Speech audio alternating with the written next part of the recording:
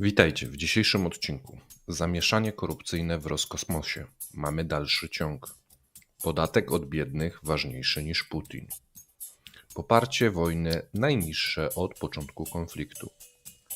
Rosja globalnym liderem w rankingu, na którym nikt nie chce być. Zapraszamy. Dzień dobry kochani, witam Was w ten pierwszy dzień świąt. Przede wszystkim najserdeczniejsze życzenia, zdrówka, szczęścia, dobrego trawienia, gdyż chyba wszyscy mamy problem po wczorajszym wieczorze. Żeby nie przedłużać, chciałem tylko Wam podziękować za to, że jesteście. Zostawcie lajki, komentarze. Jeżeli ktoś ogląda po raz pierwszy, to prosimy o subskrypcję, żeby oglądać to dalej. Jak widzicie, dzisiaj Pawła nie ma, dzisiaj Paweł ma wolne, ja mam dyżur, jutro będzie na odwrót, więc mam nadzieję, że to zaakceptujecie. Dajcie proszę znać na czacie, czy wszystko działa i będziemy przechodzili do materiałów. Na razie widzę, że jesteście, czekacie, ale to są wszystko wpisy sprzed startu. No, okej, dobrze, no to ruszamy. Najpierw shorty. Właśnie płonie sklep budowlany Leroy Merlin w Sankt Petersburgu. Są już filmy pokazujące. Będziemy informować Was pewnie więcej w kolejnym cepie. Natomiast tak, duży market Leroy Merlin w Sankt Petersburgu płonie. Drugi short, niedobory kadrowe w Federacji Rosyjskiej na koniec 2023 roku wynosiły 4,8 miliona, a zapotrzebowanie utrzymywało się szczególnie wysokie na takie zawody jak kierowcy, operatorzy i sprzedawcy. Tu te informacje wczoraj szerzej omawiał Paweł z Maćkiem w wigilijnym Top 10. Jeżeli nie znacie tej informacji, jeżeli nie oglądaliście topki, to odsyłam po programie, można sobie obejrzeć, gdyż kilka ciekawych nowych rzeczy padło.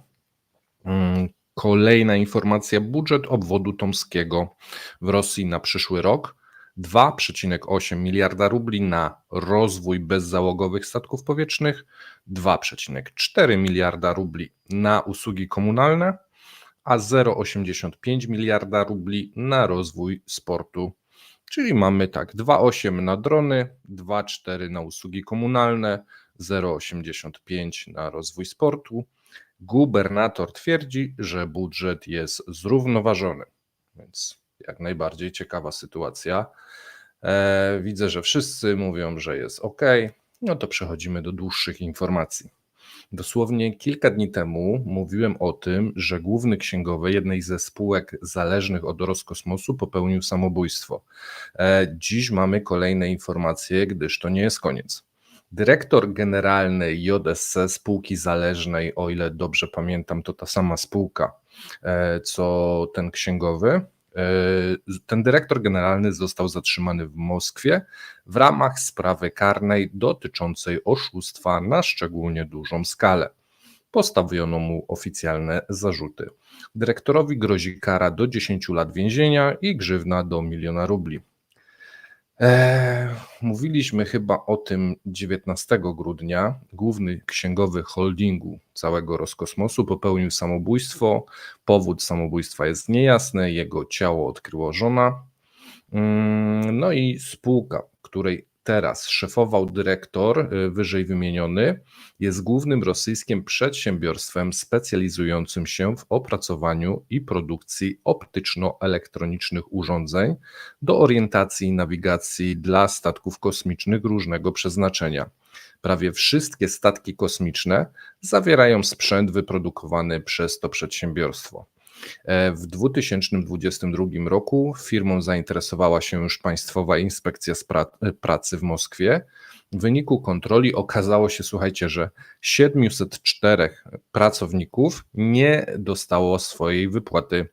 Dług został spłacony w całości, a sprawcy zostali pociągnięci do odpowiedzialności administracyjnej i tam był dług chyba na ponad 3 miliony rubli. No i już w zeszłym roku było nieciekawie, o czym mówiliśmy, gdyż tam są bardzo duże problemy finansowe.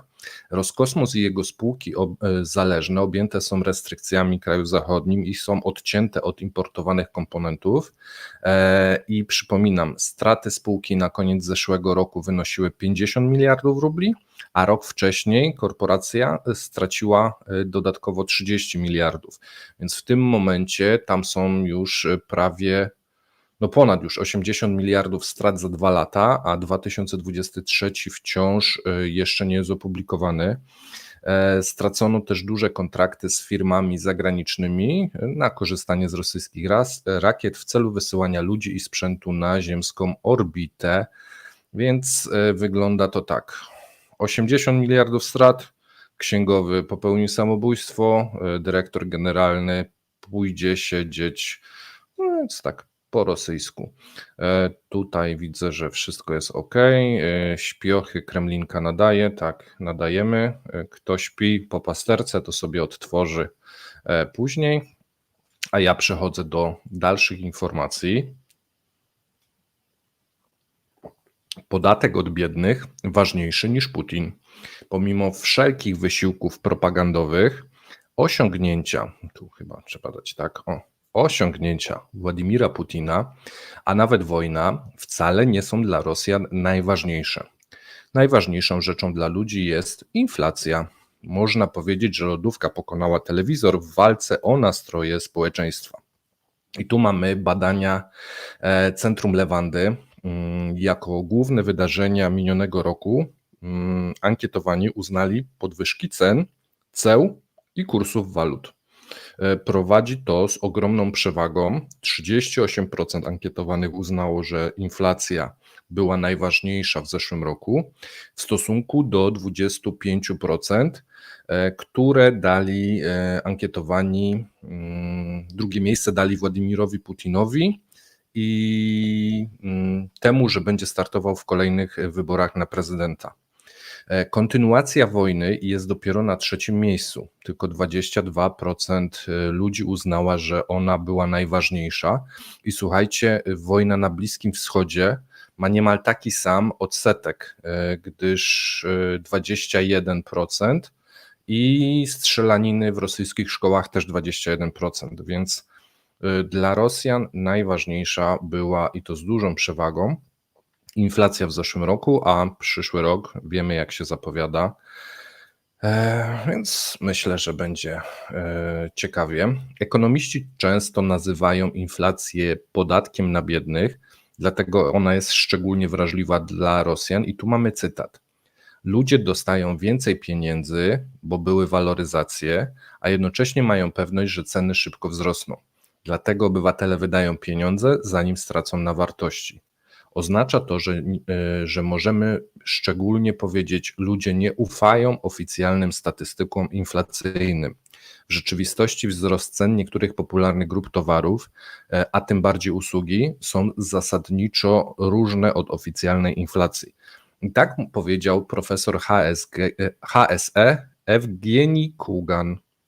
Znaczenie problemu rosnących cen dla ludzi może przeważyć nad wysoką stopą i innymi rzeczami. Tu mówimy o tym, skoro stopy procentowe rosną, a jednocześnie ludzie masowo brali kredyty, to oznacza, że uważają, że będzie to i tak bardziej opłacalne, gdyż wszystko drożeje szybciej niż oficjalne oprocentowanie kredytu. Czyli mamy właściwie dokładnie to, co my mówimy, powiedział też tak profesor HSE. Oczekuje się, że inflacja będzie wysoka, dlatego są gotowi zaciągać kredyty na poziomie 22%, choć wcześniej zaciągali na poziomie 15%. I tu mamy wypowiedź kolejnego profesora, tym razem Moskiewskiego Uniwersytetu Ekonomicznego, Antonego Tabaka. Jeśli przyjrzysz się statystykom, okazują się, że ludzie oczekują, że albo inflacja ulegnie deprecjacji, albo że płace wzrosną. Pytaniem zasadniczym jest to, jak zachowają się konsumenci. Ludzie zaczynają więcej oszczędzać, spodziewając się spadku inflacji, albo odwrotnie, wydadzą dużo, a to jest kluczowe rozwidlenie dróg. No i to w sumie cały czas też mówimy, obserwujemy. Tu mamy potwierdzenie od 2 profesorów. Dobra, i co tu mamy? Czy Paweł zaspał? Nie, Paweł nie zaspał, Paweł ma dziś wolne. Ja jutro mam wolne, Paweł będzie nadawał. I teraz tak, mamy już oficjalne dane z systemów bankowych. Nabiulina i Bank Centralny zamroziła akcję kredytową w listopadzie i grudniu, więc ilość udzielanych kredytów znacznie spadła. Pytanie, co dalej? Następny rok to podtrzymanie wysokich stóp przy gwałtownym skoku podwyżek już za kilka dni. Społeczeństwo już kieruje swój wzrok w inflację, a ta na razie nie planuje się zatrzymać. Więc kolejne potwierdzenie tego, co mówimy. Pierwszy kwartał nowego roku będzie niezwykle ciekawy, jeżeli chodzi o inflację. I tu kolejny mam cytat dla Was, tym razem byłego dyrektora Centrum Lewandy. Tylko wezmę sobie łyczka. Jeżeli nie wiecie, co to jest Centrum Lewandy, jest to uznane niedawno przez Kreml za zagranicznych agentów niezależna rosyjska pracownia badań opinii publicznych. I tu mamy cytat. Jeśli odłożymy na bok mity i propagandę, Rosjanie zawsze na pierwszym miejscu stawiają dobro materialne. Ruski mir, o którym tyle się mówi i w której wielu Rosjan chce żyć, w ich mniemaniu wcale nie jest krajem, który budzi strach u innych i robi co chce. Główną cechą wielkiego mocarstwa jest dobrobyt ludzi żyjących według tych samych standardów, co w normalnych krajach, czyli tak jak na Zachodzie. To pragnienie w ciągu ostatnich 20 lat tylko się nasiliło. No i tu mamy informację, że 20 lat to wyrosło całkowicie nowe pokolenie, o czym często zapominają nam w Polsce powiedzieć, mówiąc, że Rosjanie to na obierkach od ziemniaków i tak dalej, wiecie o co chodzi.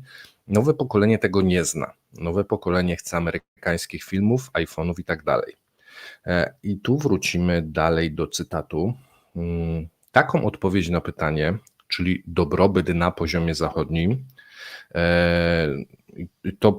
to pojęcie kryje się pod tym tekstem wielkiej potęgi, wybrało w 2021 roku ponad 60% ankietowanych Rosjan. Czyli oni nie chcą, 60% nie uważa wielkiej potęgi jako podbijanie kolejnych krajów, tylko życie na poziomie zachodnich krajów. Na drugim miejscu około 50% znajduje się silna gospodarka, a dopiero na trzecim jest siła militarna dysponująca bronią nuklearną. Popularność tej odpowiedzi za rządów Putina wzrosła z 30 do 46%, ale nadal dla Rosjan lodówka jest ważniejsza niż telewizor. I to jest koniec cytatu pana dyrektora Centrum Lewandy, byłego dyrektora. Myślę, że można się z tym zgodzić. Tak więc, jak powiedzieliśmy w podsumowaniu roku 2023, obierki od ziemniaków i ku chwale ojczyzny to jeden z mitów, który jest powielany. Obecnie nikt nie wie, ile wytrzyma Rosjanin urodzony pod koniec lat 80. czy 90. Wszystko, co znają, znacznie odbiega od tego, w którą stronę zmierza Rosja. Najbliższy czas będzie właśnie odpowiedzią, ile wytrzyma nowe pokolenie Rosjan. Tego nie wiedzą ani nasi specjaliści, ani my, ani nawet sam Putin.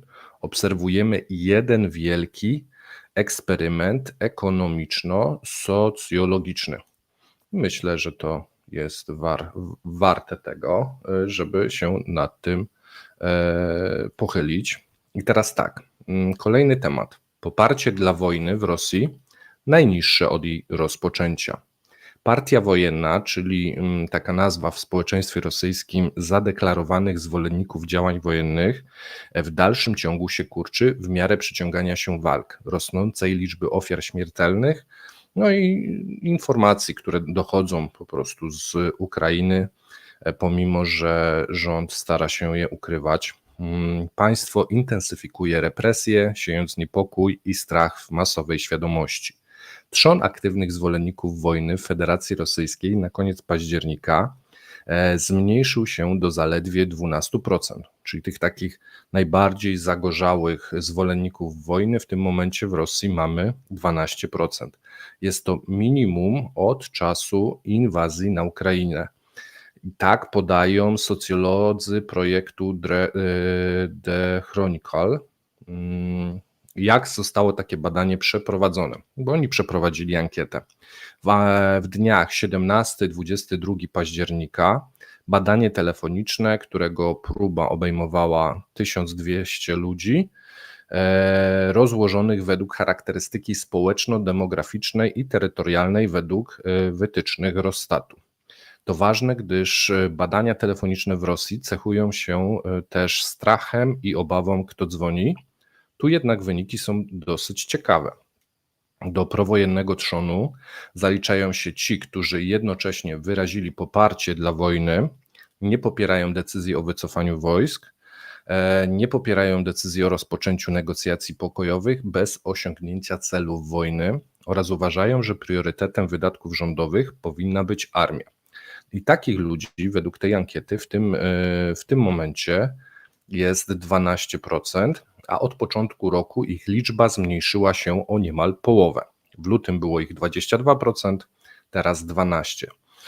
Tu wydaje się, że ci najbardziej zagorzali też w jakiejś liczbie szli do wojska, więc chyba tu też mamy jakiś efekt wymierania tych najbardziej agresywnych i podatnych na propagandę, no bo to też będą ich rodzice, krewni, znajomi, więc ci, którzy tacy byli najbardziej hura do przodu, no to też giną i widzą to inni zagorzali, czyli rodzice, krewni, bracia i tak dalej.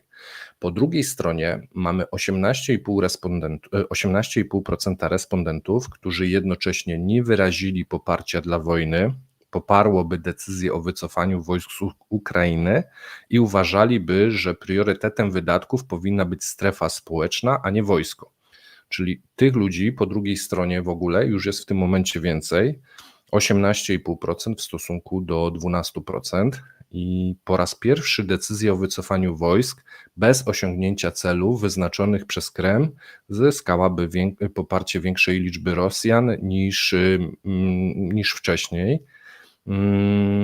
Jak dowiedziało się The Chronicle, 40% w porównaniu z 33%. I tu dochodzimy do ciekawych danych. Udział procentowo tych pierwszych jest stabilny, czyli te 40% mówi: zakończmy tą wojnę, wycofajmy się, nie chcemy w niej być. Natomiast z drugiej strony tych ludzi, którzy mówią, że trzeba trwać, no ten udział spada. Na początku roku było to 47%, w lipcu 39%, teraz 33%. No i tu chyba to pokazuje, dlaczego między innymi Putin tak bardzo chce rozpocząć jakąś pauzę operacyjną i rozejm, gdyż takich tych zdeterminowanych ludzi, no z każdym miesiącem coraz więcej mu się tej grupy wykrusza. W rzeczywistości mówimy o pogodzeniu się z porażką i trzeba to tak nazwać, ci, którzy to tak się decydują. Ściągnąć wojska, nie osiągnąć celów, wycofać się, przegrać. I to jest cytat szefa projektu The Chronicle Alekseja Minaliluo i podkreśla, że obecnie więcej Rosjan opowiada się za taką stratą prawną niż za kontynuowaniem wojny. Myślę, że to jest bardzo ciekawa sytuacja, gdyż socjologicznie też tak jakby nasi polscy eksperci nie nadążają i mówią, że wciąż to poparcie jest duże, a to się zmienia się z miesiąca na miesiąc i myślę, że warto, żebyśmy znali te statystyki. I teraz tak, ostatni punkt to wiadomość o Rosji, która jest globalnym liderem, natomiast chyba Rosja nie chciała być takim globalnym liderem.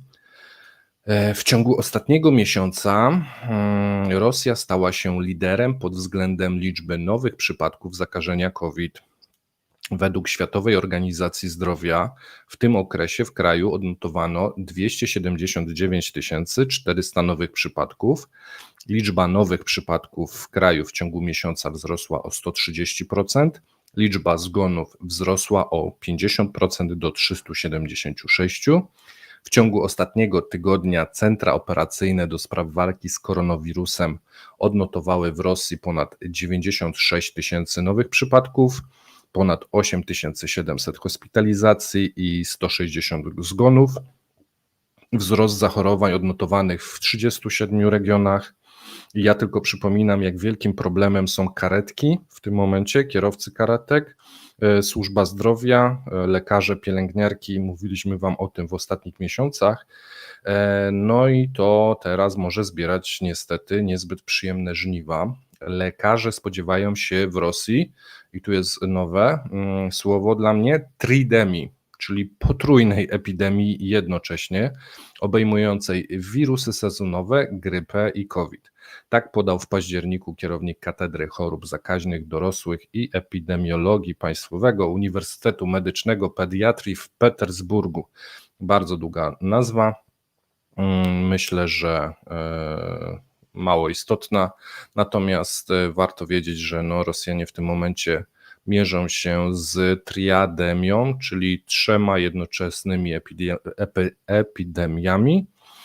Wirusy, grypa, COVID, mniej więcej tak jak na świecie, tylko że tu w tym momencie mamy brak dostępu do wielu leków, brak dostępu do karetek, gdyż nie ma kierowców, wielu lekarzy jest na froncie, wiele pielęgniarek jest na froncie, no i wiele łóżek jest zajętych przez osoby ranne, więc to się wszystko będzie ze sobą nakładać, a ja Wam życzę na święta przede wszystkim zdrówka. Z mojej strony to wszystko, dzięki serdecznie, pozdrawiam, do usłyszenia, trzymajcie się, cześć.